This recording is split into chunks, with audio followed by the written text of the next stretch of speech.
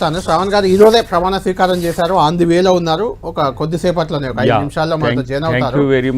ఎలా ఫీల్ అవుతున్నారు? ఎందుకంటే దశాబ్దం కంటే పైన, దశాబ్దం పైగా కళ మీది ఇది. అంటే చట్టసభలో అడుగు పెట్టాలి అనేది ఖచ్చితంగా మీదైనా శ్రావణ్ గారిదైనా అది ఒక కళగా ఉంది. అది అంటే ఆ కళ నెరవేరడానికి కొంత జాప్యం జరిగింది, ఎవరు అవునన్నా కాదన్నా. ఆ జాప్యాన్ని దాటి ఇప్పుడు అధిగమించి వచ్చారు కాబట్టి ఇప్పుడు ఆనందంగా ఉందా? సంతోషం అయితే ఉంటుంది డెఫినెట్గా. ఫస్ట్ ఆఫ్ ఆల్ ఏంటంటే మీకు వ్యక్తిగతంగా కృతజ్ఞతలతో పాటు మీ సహకారానికి ఏమంటారు ఒక రకమైన ఫ్రెండ్ లెక్క కాకుండా మీ యొక్క సపోర్ట్ చాలా ఎక్కువగా ఉంది. తర్వాత 10 టీవీ యాజమాన్యానికి కూడా, ఈ 10 టీవీ పుట్టిన దగ్గర నుంచి నన్ను చిన్న కొడుకులాగా పెంచుకుంటూ ఉద్యమకాలం నుంచి కాబట్టి ప్రత్యేక కృతజ్ఞతలు 10 టీవీ అండ్ క్రూ కూడా. సంతోషం డెఫినెట్గా ఉంటుంది, కానీ బాధ్యత కూడా. రెండవది ఏంటంటే 10 సంవత్సరాల నుంచి అన్నమాట వాస్తవం. ఉద్యమకాలంలో ప్రజాప్రతినిధి అవ్వాలనే ఆలోచన కంటే కూడా తెలంగాణ రావాలనే కోరికనే ఎక్కువ ఉండేది. సరే రాజకీయాలు ఇంట్రెస్ట్ లేవా అంటే ఉన్నా కూడా నేపథ్యం అంతా కూడా సామాజికోద్యమాల నేపథ్యం నుంచి ఇటువైపుగా రాష్ట్ర సాధన కోసం జరిగిన క్రమం. సరే యాక్సిడెంటల్గానైనా మేమిద్దరం కూడా వైరుధ్యాలతో ఉన్న వాళ్ళం. నేను మందకృష్ణ గారు నన్ను మూమెంట్లకు ఇన్వైట్ చేసిండు. అప్పుడు తెలంగాణ మూమెంట్ మహానాడు మీరు మందకృష్ణ గారు MRPS లో శ్రవణ్ గారు వ్యతిరేక వర్గాలు. ఇప్పుడు ఎట్లా శ్రవణ్ గారు మేము ఎట్లా వ్యతిరేక వర్గము, అట్లా మిత్రులు ఆయన భిన్నత్వంలో ఏకత్వం, అట్లా ఆయన పెద్దన్న మాకు కృష్ణన్న. అయితే తను ఇన్వైట్ చేసిండు. కేసీఆర్ గారితో నాకు అప్పుడు ఎక్కువ సంబంధాలు లేవు, కొండ లక్ష్మణ్ బాపూజీ గారితో ఉంటే సరే దళితుడిని ముఖ్యమంత్రి చేస్తారని చెప్పి అప్పుడు కేసీఆర్ గారు ఇచ్చిన స్టేట్మెంట్, దాంతోపాటు తెలంగాణ మూమెంట్లో సంస్థాగత మద్దతు ఉండాలని వారు కూడా ఆ రోజు ఆహ్వానించడం వల్ల తెలంగాణ మూమెంట్లో ఒక అతి చిన్న వయసులోనే, అందరికంటే చిన్నోని వయసులోనే నాకు పెద్ద ఒక పేరు, ఒక రకంగా చెప్పాలంటే almost all main stream focus కదా. సో అది రావడం, దానివల్ల అట్లనే కంటిన్యూ కావడం. రెండవది తర్వాత రాజకీయాల్లోకి రావడం అనేది కూడా ఒక మంచి ఒక టర్న్ అని అనుకోవాలి.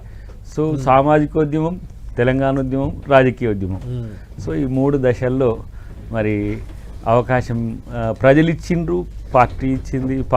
కాంగ్రెస్ పార్టీ ఇప్పుడు ఈ దాదాపు ఈ 10 సంవత్సరాల్లో దయాకర్ మూమెంట్లో ఉన్న చాలా పెద్ద పెద్ద శక్తులన్నీ కూడా కనుమరుగైన రోజుల్లో కాంగ్రెస్ పార్టీ నాకు వయబిలిటీని, విజిబిలిటీని, నా యొక్క శ్రమను కూడా వినియోగించుకోవడానికి ఒక పెద్ద వేదిక అయింది, అది జాతీయ రాష్ట్ర స్థాయిలో కూడా. కాబట్టి అది కాంగ్రెస్ పార్టీకి మళ్ళీ ఒకసారి కృతజ్ఞతగా ఉండే అవకాశం కలిగింది. రైట్, మనతో శ్రావణ్ గారు జస్ట్ కొద్దిసేపటి క్రితమే ప్రమాణ స్వీకారం చేసి వచ్చారు, ఎమ్మెల్సీగా మీ మిత్రుడు. కంగ్రాచులేషన్స్ శ్రవణ్ గారు. ఆ ఆనందం మీ ఇద్దరి కళ్ళల్లో కనిపిస్తుంది. శ్రావణ్ గారు ఈరోజు మీ ప్రమాణ స్వీకారం దగ్గరికి కూడా నేను కూడా వచ్చాను. మా దగ్గరికి అయితే రాలే, మీ దగ్గరికి రాలేకపోయాను ఆ రోజు, కానీ శ్రావణ్ గారి దగ్గరికి వెళ్ళాను. అయితే ఎందుకు చెప్తున్నా ఈ సందర్భం అంటే, అక్కడ చాలా మంది గతంలో మీరిద్దరు కలిసి 10 టీవీలో ఇంటర్వ్యూ ఇచ్చిన వీడియోను నాకు చూపించారు వాళ్ళు చాలా మంది. వీళ్ళిద్దరికి ఎమ్మెల్సీ వస్తుందని మీ 10 టీవీ ముందే ఊహించిందా, ముందే ఎలా అంచనా వేసింది, వీళ్ళిద్దరికి న్యాయం జరిగింది, ఇందులో మీ పాత్ర కూడా ఉందంటే కొంచెం నేను గర్వంగా కూడా ఫీల్ అయ్యా. మొత్తానికి మీకు అభినందనలు. మీరు ఎమ్మెల్సీ అవుతారు అని భావించిన సందర్భంగా అవుతారా లేదా అనే ఆందోళన మీలో ఇంకొంతమందిలో ఉన్న నేపథ్యంలో ఇద్దరి గురించి చెప్తున్నాను.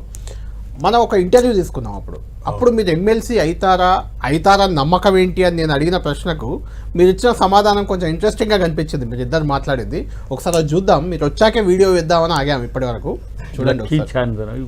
ఇప్పుడు లక్కీ ఛాన్స్ ఉంది, అప్పుడు ఒక్క ఛాన్స్ అని పెట్టాం మనం. చాలా సందర్భాలు అవకాశాలు కొన్నిసార్లు వచ్చాయి, కొన్నిసార్లు చేజారాయి. ఇప్పుడైనా అవకాశం వస్తుంది అనే నమ్మకం మీకుందా? ఎందుకంటే ఒకే ఒకటి బీఆర్ఎస్ పార్టీకి ఒకే ఒక అవకాశం ఉంది, ఇప్పుడు ఎమ్మెల్సీ అవ్వడానికి ఒక్కరికే ఇవ్వచ్చు టికెట్ అవకాశం ఉంది. మీకు గతంలో గవర్నర్ కోటాలో కూడా బీఆర్ఎస్ పేర్లు అయితే పంపింది, దానికి ఆమోదం రాలేదు, దానికి సంబంధించి మీరు సుప్రీంకోర్టు దాకా వెళ్ళారు, ఎమ్మెల్సీ కోసమే కదా అది కూడా. ఇప్పుడు కూడా ఎమ్మెల్సీ అవకాశం అది మీకే అనే చర్చ మాత్రం పార్టీలో ఉంది, నో డౌట్. అందులో మీకుందా నమ్మకం అనే పునాదుల మీద తెలంగాణ ఉద్యమంలో భాగస్వాములైనటువంటి కేసీఆర్ గారితో వారి వెంట నడిచి తెలంగాణ ఎట్టి పరిస్థితిలో వస్తుందని చెప్పని.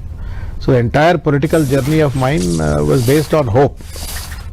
కాబట్టి ఇవాళ కూడా తప్పనిసరిగా విజయం సాధిస్తాం, మీరన్న లక్ష్యాన్ని చేరుకుంటాం అనేటువంటి ఒక విశ్వాసం ఉంది. అది కొంత సాధికారత ఇస్తుంది. చట్టసభలో పోయినప్పుడు ఇక కొంత సాధికారికంగా ప్రజల సమస్యలు లేవనెత్తవచ్చు, ప్రభుత్వాలను నిలదీయవచ్చు, విధి విధానాలను గట్టిగా తప్పులుంటే ఎత్తి చూపొచ్చు, మంచి పాలసీలు తయారు చేయించడానికి ఉపయోగపడుతుంది అని చెప్పని అనుకుంటాను. నేను సాటిస్ఫాక్టరీ లైఫ్తోనే ఉన్నా. బట్ వేర్ యాజ్ మనకంటే చిన్న వాళ్లకు అసలు అవకాశమే లేని వాళ్ళు వచ్చి ఎమ్మెల్యేలు, మంత్రులు, ఎంపీలు అయిపోయింది. వీళ్ళు ఎందుకు కావట్లేరు అనేది నాకు ఇప్పుడు సమాజం నుంచి వస్తున్న పెద్ద ప్రశ్న. డెఫినెట్గా రాజకీయాలకు వచ్చింది సక్సెస్ అవ్వాలంటే వారు అన్నట్టుగా ఏంటిది ఒక పొజిషన్ రావాలి, ఒక్క ఛాన్స్ అనేది. ఆ ఒక్క ఛాన్స్ కొరకు ఈగర్నెస్ అనే దానికంటే కూడా అది అవకాశం ఉండి రావట్లేదని ఒక తపనే తప్పితే పార్టీలు వేరైనా ఆలోచనలు ఒకటే ఉన్నా అవకాశం రాకపోవడానికి మమ్మల్ని ఇద్దరు ఎప్పుడు అందరు కంపేర్ చేసుకుంటారు. నాకు ఈసారి అవకాశం వస్తుందనే నమ్మకం 100% ఉన్నది. అదేం పెద్ద నేను రాలేదు అని. రైట్, దయాకర్ గారు, శ్రావణ్ గారు ఖచ్చితంగా చాలా ధీమాగా ఉన్నారు ఆ రోజు. ఇప్పుడు నిజంగానే ఆ ఒక్క ఛాన్స్ కాస్త లక్కీ ఛాన్స్ అయింది. చట్టసభలో అడుగు పెట్టేశారు, ఇక ఒక రకంగా పెట్టారు. ఇంకా లోపలికి పోయి అధ్యక్ష అనే అవకాశం ఇంకా రాలేదు మీకు, నెక్స్ట్ సెషన్లో రాబోతుంది. అయితే ఇక్కడ మీ ఇద్దరు, ప్రతిపక్షం ఒకరు, అధికార పక్షం ఒకరు అయితే, ఒకరి టార్గెట్ ఏమో ముఖ్యమంత్రి రేవంత్ రెడ్డి, నో డౌట్. తెల్లారు చేస్తే మీ ట్వీట్లు చూసినా లేకుంటే మీ ప్రెస్ మీట్లు చూసినా టార్గెట్ ఆయనే ఉంటారు. ఇంకొకరి టార్గెట్ ఏమో కేసీఆర్, మాజీ ముఖ్యమంత్రి. అంటే ఆ సభలో ఇద్దరు మిత్రులుగా అడుగుపెట్టి ఒకరిపై ఒకరు యుద్ధం చేసుకోవాల్సిన పరిస్థితి. ఇప్పుడు ఏం చేయబోతున్నారు మీరు? అంటే ఒకటి, వారు మాట్లాడినా నేను మాట్లాడినా ధర్మం తప్పి మాట్లాడతామని నేను అనుకోవట్లేను. అంటే ఎవరిదో ఒకరిది అధర్మమే కదా అప్పుడు. అంటే కాంటెక్స్ట్ అదంటే ఒకే కాంటెక్స్ట్ ను వారు ఒక రకంగా స్పిరిట్ ఆఫ్ డెమోక్రసీ. ఇప్పుడు ప్రజాస్వామ్య స్ఫూర్తే విమర్శ, ప్రజాస్వామ్య స్ఫూర్తే ప్రశ్న. This is what something that I've learned from Rahul Gandhi also. Every time I antunde democracy is all about dialogue, democracy is all about dissent, democracy is all about debate అని చెప్పాలి. ఆ debate పార్లమెంట్లో జరుగుతలేదని చెప్పడం కోసం ఏమైనా చెప్పుండేవాడు. కాబట్టి తప్పనిసరిగా ప్రతిపక్షంలో ఉన్నప్పుడు ప్రభుత్వాలను నిలదీయటమే ఒక ప్రధానమైన లక్ష్యం. దాన్ని వాళ్ళు డిఫెండ్ చేసుకోవాలా, మేము నిలదీయాలా. ఆ రెండు భిన్న ఆలోచనల సంఘర్షణ సమాహారం ప్రజలకు అవసరమైనటువంటి ఒక మధ్య కనుక చిలికితే వెన్న వచ్చినట్టుగా అటు వాళ్ళు ఇటు మేము చిలికితే వచ్చేటువంటి ఒక వెన్న ప్రజలకు ఉపయోగపడుతుంది. That is what is democracy. చట్టసభల్లో ఒకళ్ళనొకళ్ళు తిట్టుకోవడం కాకుండా ప్రోగ్రెసివ్ పాలిటిక్స్ కోసం, ప్రోగ్రెసివ్ పాలసీస్ కోసం, ప్రోగ్రెసివ్ పీపుల్ డెవలప్మెంట్ కోసం చర్చలు జరగాల. ఆ చర్చ చేస్తామని చెప్పి నేను అనుకుంటున్నా. సరే, కొంత ఉంటుందేమో మరి. ఇప్పుడు ఆయన గట్టివాడు, ఆయన ఊపిరిటోడు కాదు, ఆయన ఊపిరిటోడు కాదు, నేను ఊపిరిటోడు కాదు, ఇద్దరు కలబడతామేమో. ఇప్పుడు ఈ రకమైన వాతావరణంతో మళ్ళీ నా స్టూడియోకి మీరు వస్తారో ముందు చెప్పలేము.